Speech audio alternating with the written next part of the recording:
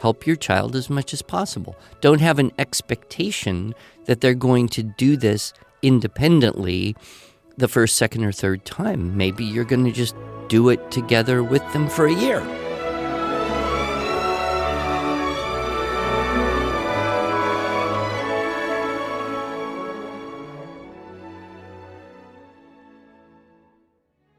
Hello, and welcome to the Arts of Language podcast with Andrew Pudewa, founder of the Institute for Excellence in Writing, or as many like to say, IEW. My name is Julie Walker, and I'm honored to serve Andrew and IEW as the Chief Marketing Officer. Our goal is to equip teachers and teaching parents with methods and materials which will aid them in training their students to become confident and competent communicators and thinkers.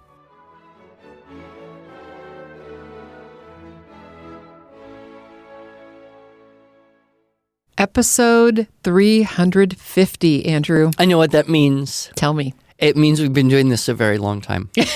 Tis true. But it also means we're on the 10, multiple of 10.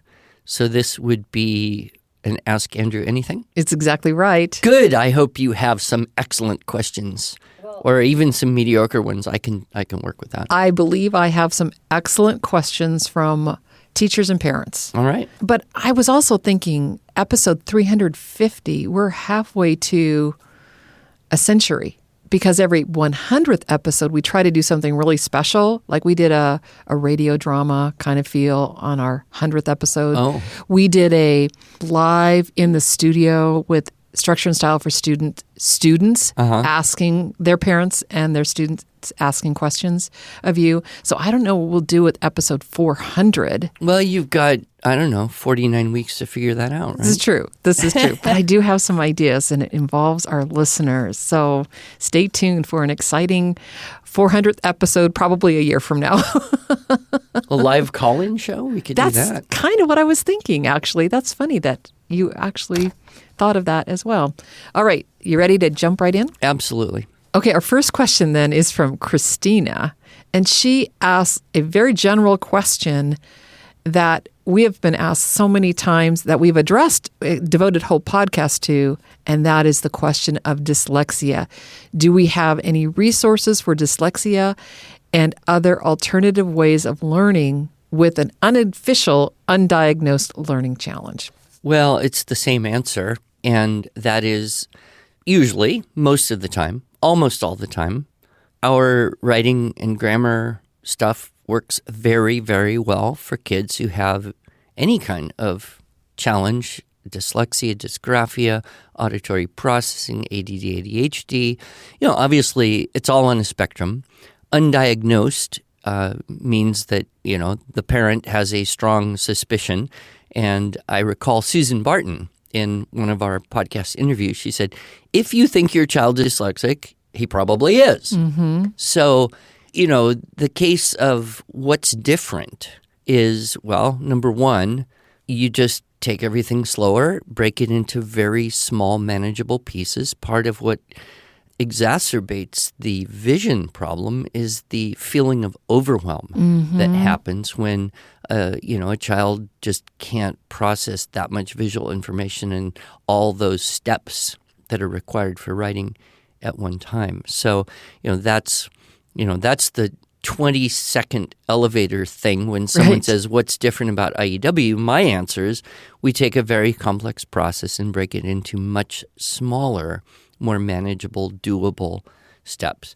So that's one reason why our writing program, I think, is very ideal, if you will. And, of course, we have testimonies, hundreds, thousands of families who said, this is the first thing that I've been able to get this child to really write anything at all. A second guideline would be sure that whatever the child is looking at is large as possible in terms of font size. One thing I know we attended to carefully in the Fix-It was keeping the font size perhaps larger than one might normally provide in a grammar program. Why? Well, because, with my background and my experience, I know that kids who have visual issues at all, everything is easier if you just bump the font size up 4, 6, 8, 10 points. So we've done that, and plenty of white space. I mean, we've actually argued about that a little bit. You know, Yes, we have. Why is there so much wasted paper here? But what we do know is that space enables people to see things better, and if they have a challenge with the printed material, then larger and more space always makes it better. Yep. And if it isn't big enough, guess what? Get yourself a enlarging copy printer multi-function thing and make it as big as you can. And the third thing I think is, I guess this is kind of overall for all kids with any kind of learning challenges, but our system is not as stressful. It breaks things into smaller pieces, but there's no right or wrong. There's no tension, really. It's just a process, and you're going through it, and you go through it again and again and again, and every time it gets a little more familiar.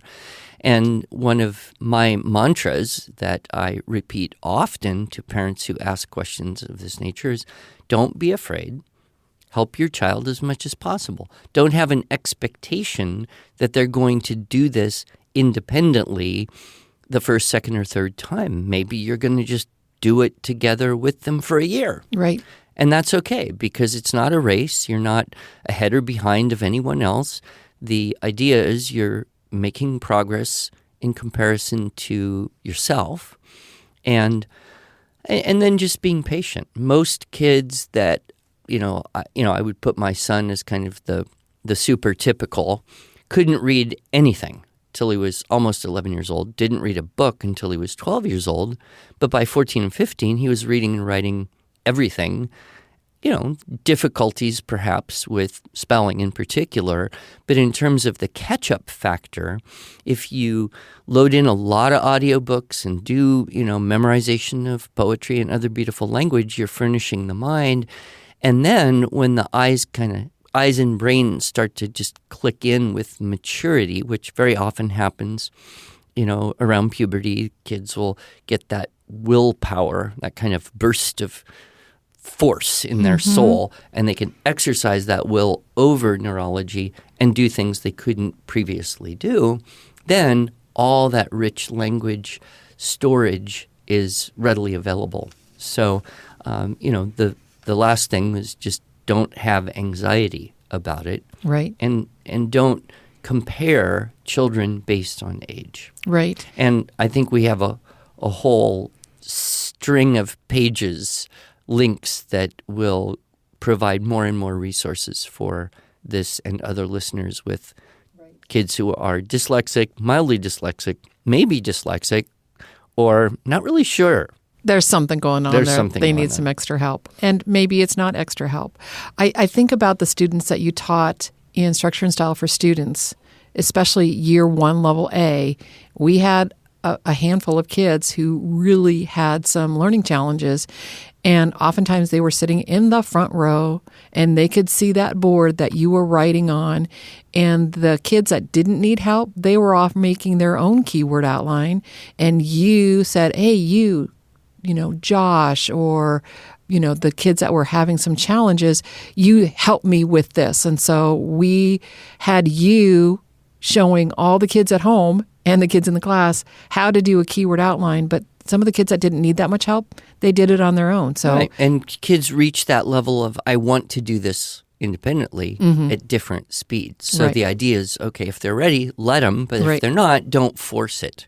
Just do it together one more time. Do it together one more time. Right. And you said another thing that I think is really important just to reemphasize is there's a lot of flexibility here. And in all of our teachers' guides that go with the theme-based books and with the Structure and Style for Students, there are suggested keywords in the keyword outline, but they are truly suggestions. It's almost like we almost don't want to put them there because it makes it look like it's the answer key. Yeah, I absolutely don't want to put them there, but I have been convinced as to why it can be helpful.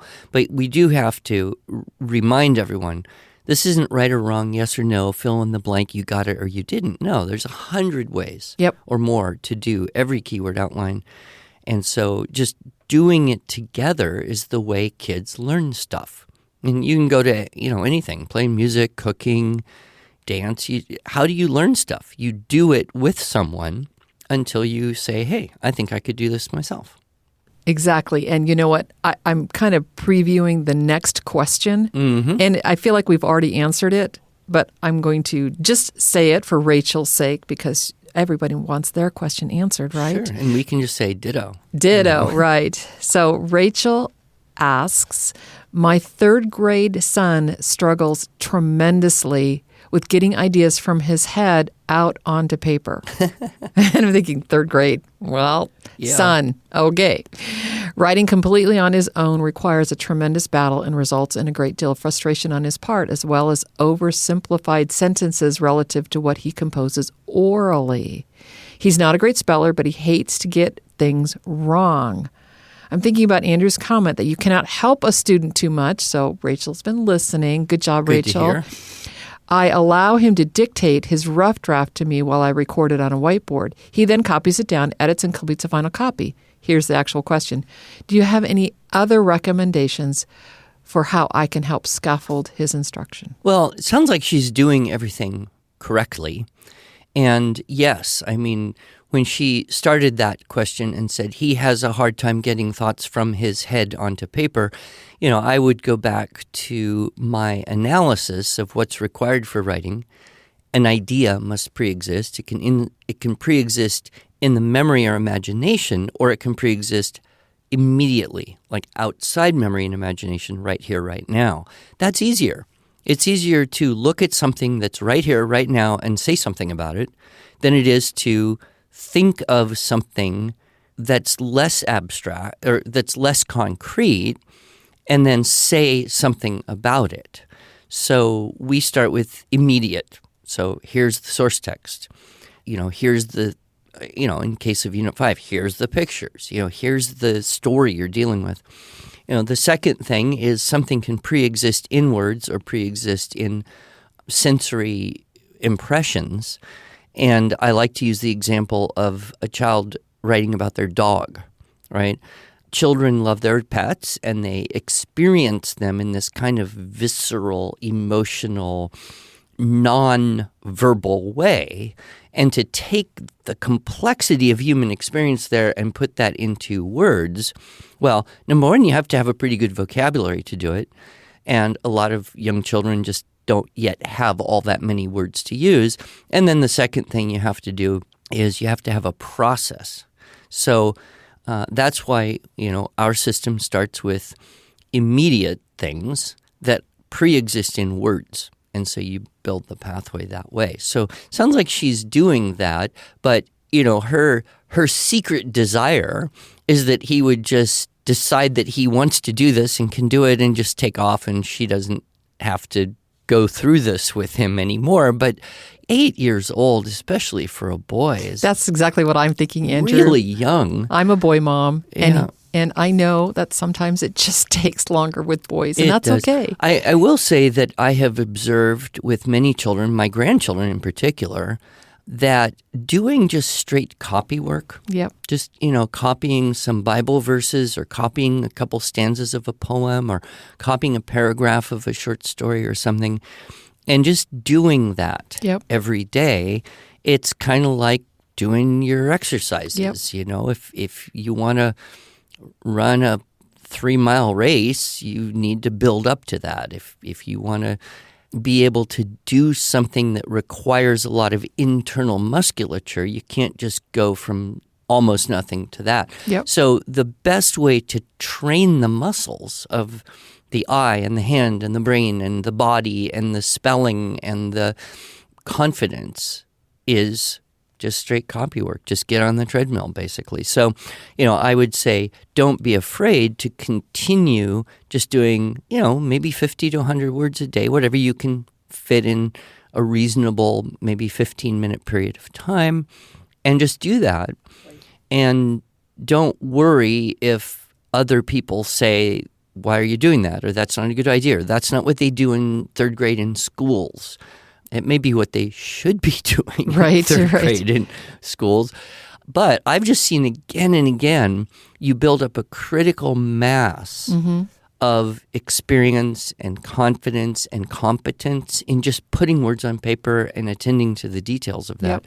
And then you break through into where it's like, oh, okay, I can copy this idea from my brain just as easily as I can copy it from this other piece of paper. Well, and I want to speak to that. And I'm just thinking Rachel has a whiteboard, and an 8-year-old might have a real hard time translating the words from the whiteboard onto paper.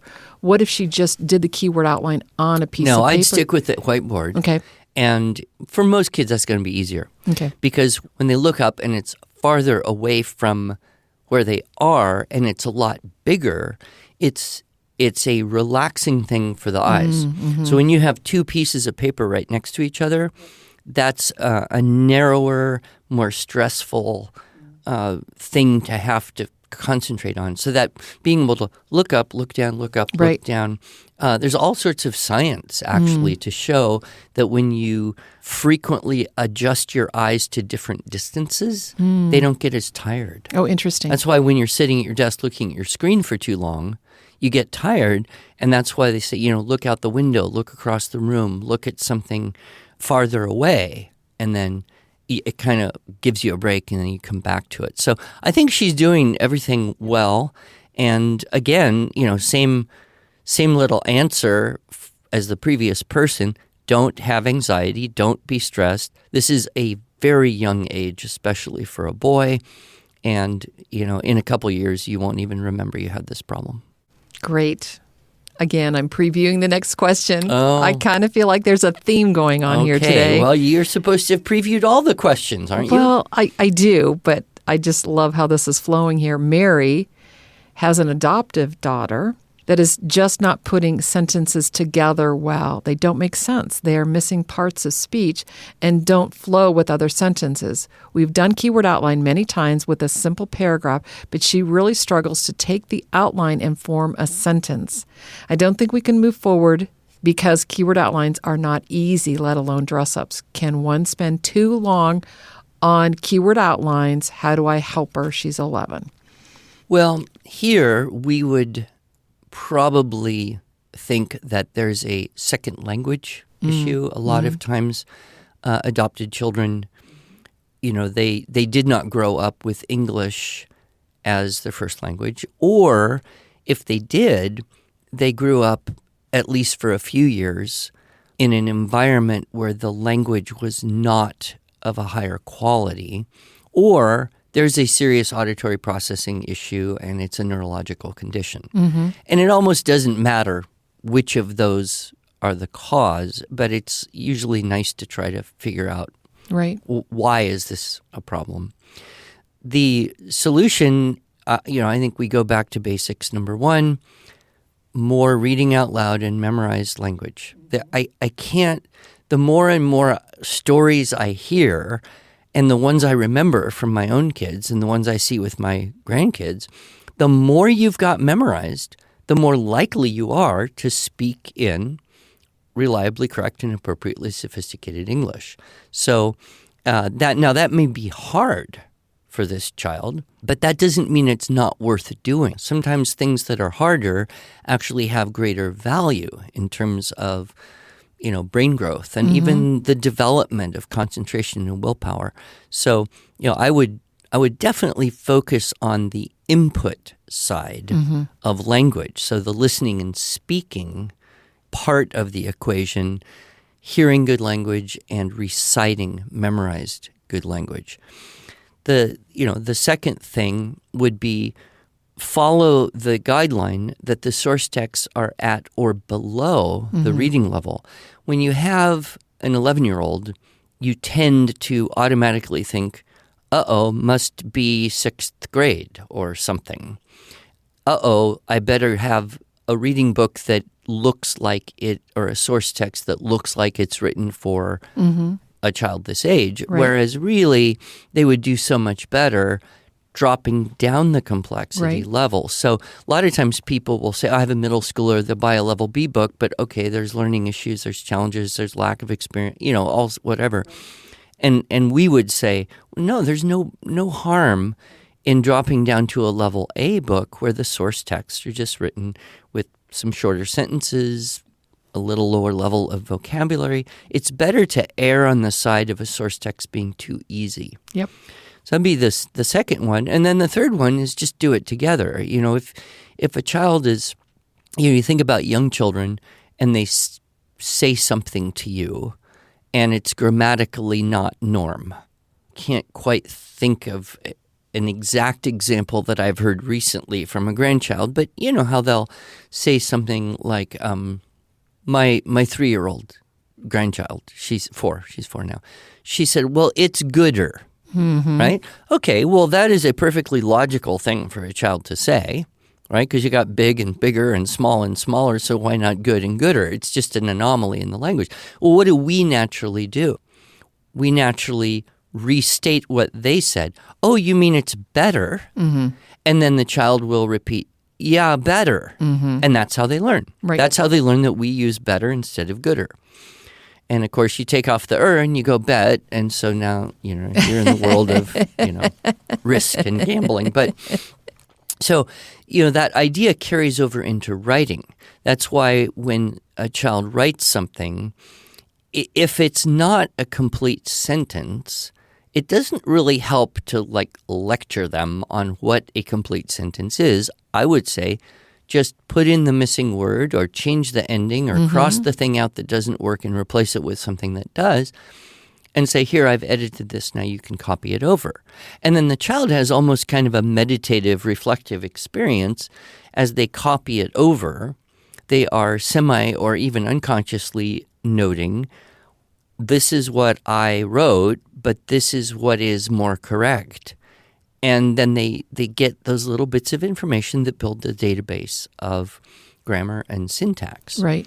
So, I think just a very gentle approach. And again, just realizing that even though the child is, pushing the teenage zone, it's certainly okay to do simpler things as if that child were a couple years younger as well. So, Andrew, you've mentioned a couple times the importance of memorized language, and I would be remiss if I did not mention our linguistic development through poetry memorization course. And this is just a really gentle, easy way for all of you, Christina, Rachel, and Mary, to have your children learn poetry in a fun, easy way.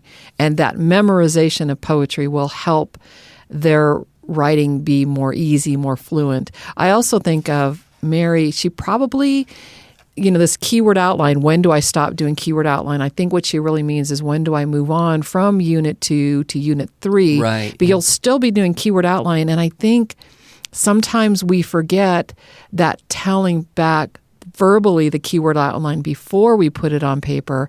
And that's a great place for Mary to do that type of correction that you were describing with your granddaughter. Right. And Unit 3 is generally a longer keyword outline because we're looking at 3 paragraphs worth of content. Right. And the process is, definitely a bit more abstract. But if you follow the guideline, just do it together. Right. Maybe you as the mom are figuring out 90% of what needs to go in that outline. Okay, that's fine. You're modeling, and that's a first step. And over time, over the years, that will get easier. But break the longer thing into shorter chunks. Yep. And that's also another thing. I think we get an over-expectation of kids as they hit 11 or 12, they should be able to do more in 20 minutes or one setting or at a time or however you label that. And yet, they're getting exhausted. And we all know as adults that when we get really tired, our effectiveness decreases, whatever we're doing. Yes. Whatever we're doing. And so, we hope our children grow their attention span and are able to do more and can sit still and focus for a longer period of time.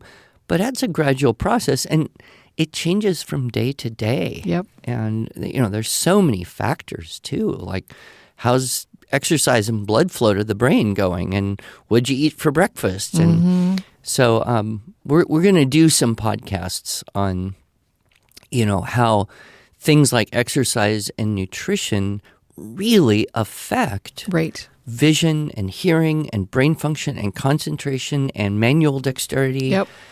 All of those things. So, there's so many factors there. But, the bottom line is always try to guard yourself against anxiety. In fact, I think there's something in the Bible about that. Do not be anxious. Be anxious for nothing. Yeah, that's right.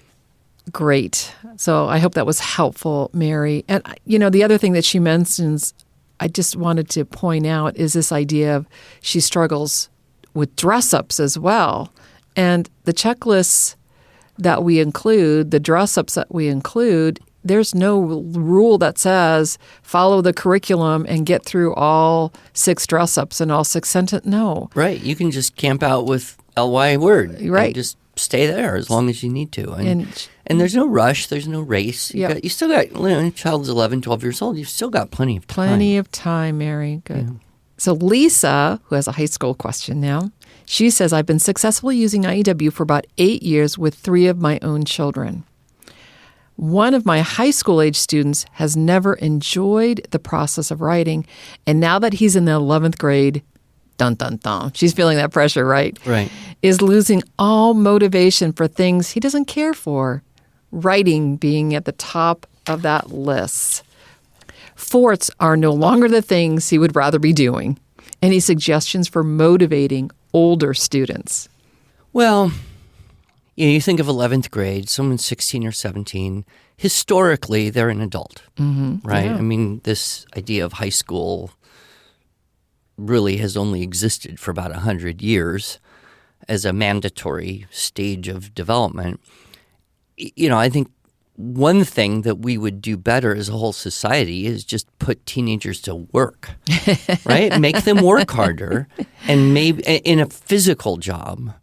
And maybe their appreciation for education would increase.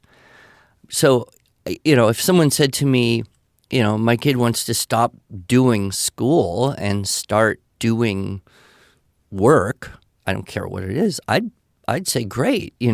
They could always come back and do an education thing later. But, we can't actually externally motivate kids that age. I can't cheerlead a 17-year-old into wanting to do something. And I wouldn't even try. It's not worth it. You're not going to be successful. Everybody's going to be frustrated. There are ways to motivate older kids to do things they don't want to do, but they have to say, what's in it for me? Yes. Right? Mm-hmm. So, flat out baseline, I'll pay you $100 to write a 5-page essay. Mm-hmm. All right, well, that would motivate most 16-year-olds, although it might violate some parents' kind of principle. Mm-hmm. But, a lot of people don't like writing. I don't like writing. Mm-hmm. It's hard. It takes time. You have to think really hard. You have to not do something else and devote the time. And a 16, 17-year-old boy, they're just not, they don't believe it when you say, you should learn this because it will help you later in life. Mm-hmm. They just don't believe it. What helps them is what helps them right now. So you got to try to figure out, what does this kid want? And then work towards supporting that goal. And then if you can bring in some academics, great. I could say, and she can say to her son that Andrew Pudewa said, you don't have to like it. You just have to do it. Right. And it doesn't matter what you go into in life, whether you want to go into engineering or the military or garbage collecting, right? It doesn't matter. People who can speak and write decently well rise up in professions to more influence, leadership. They can be used by God better to influence other people. The best engineer is an engineer, and he's a great engineer, and that's wonderful, and we need lots of them. But the engineer who can also speak and write engineering ideas clearly and effectively will become more of a leader in whatever scenario they find. So, I don't know, it's a tough thing. Maria Montessori thought that you should just, as soon as kids are about 14, just have them work all day and literally all day, like a full-time job on a farm or something for a few years, and then come back and look at their academic future. And maybe they say, man, I just totally love working on farms, so I want to learn all of this about how to do that better. Or maybe construction, or maybe restauranting, So I just think our whole concept of high school is pretty messed up, and it works for some kids, and it just doesn't work for others. So if you can finish high school as soon as possible and let this kid get into being an adult, which is what all kids that age want to do primarily anyway, well, maybe it's a GED. Maybe it's, a dual enrollment. Maybe it's a doctor up the transcript and say, yep, you graduated. I don't know all the situation, but there are options to moving forward with life. So I'm going to give Lisa a couple of real tangible things that she can do with your great recommendations. And that is, Lisa, if you are homeschooling, look into Lee Binns' transcript solutions. Andrew, you used the term doctoring up. I don't think that's what you really meant. That's exactly what I meant. But anyway, yeah, Lee Binns, is it homescholar.com? Homescholar, yep. And then the other thing is listen to Andrew's talk, Cultivating Language Arts, preschool through high school. And you give some really great suggestions for those high school years that are more integrated, starting their own business, joining speech and debate, being a part of drama, where they're not just cracking the books all day long. Wow, that would be really hard for anyone. Right. And what kids that age actually want, deep down more than anything else, is real, meaningful, honest-to-God life and death responsibility. Yep. And what they crave in that context is working with, side by side, and learning from adults in a real-world context. Right. And, John Taylor Gatto kind of points out that is exactly what schools are contrived to prevent from ever happening. So, we have this, this cognitive dissonance between what's good for an older teenager and what the world says that we should do with them. Yep. So, out of the box thinking. Yeah. Well, Andrew, we are out of time. We're not out of questions. Oh, man. Well. So listeners, if you want to submit your questions to Ask Andrew Anything, know that if we can't get to them on the air, there's a couple here that we didn't get to, know that a well-qualified customer service team member will get back to you and give you, if not their own best answer, Andrew's best answer that we couldn't get to on the podcast. So, if you would just come in with some yes/no questions, we could get a lot more coverage here. Probably not. All right. Well, we'll wait till episode 360. There you go. Thank you, Andrew.